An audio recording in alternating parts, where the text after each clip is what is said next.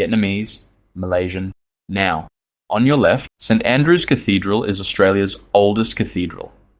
Anglican, completed in 1868 in twin-spired English Gothic. It stands on the historic Town Hall Plaza and once formed Sydney's most important civic gathering point.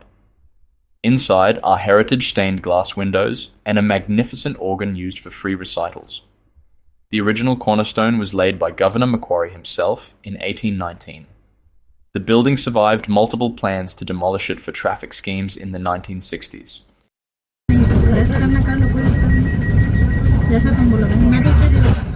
Ahead on your left, the magnificent Sydney Town Hall, completed in 1889.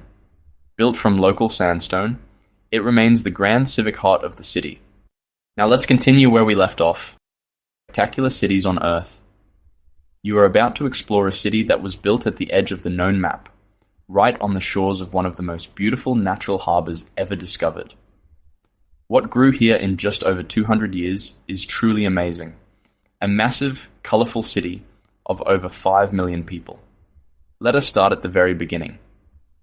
The history of the continent's name alone is a fascinating story of discovery and European confusion.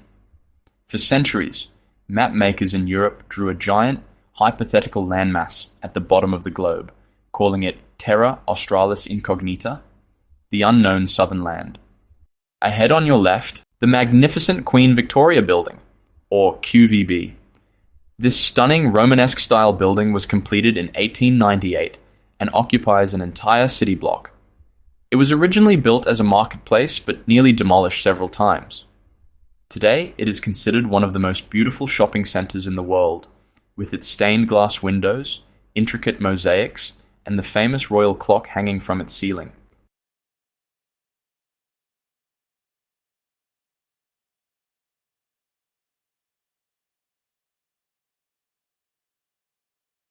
Now let's continue where we left off. When early Dutch explorers finally mapped parts of the western coast in the 1600s, they simply named it New Holland. Later, when British Captain James Cook claimed the eastern coast in 1770, he named that side New South Wales. For a while, maps literally showed a continent split in half with two completely different names.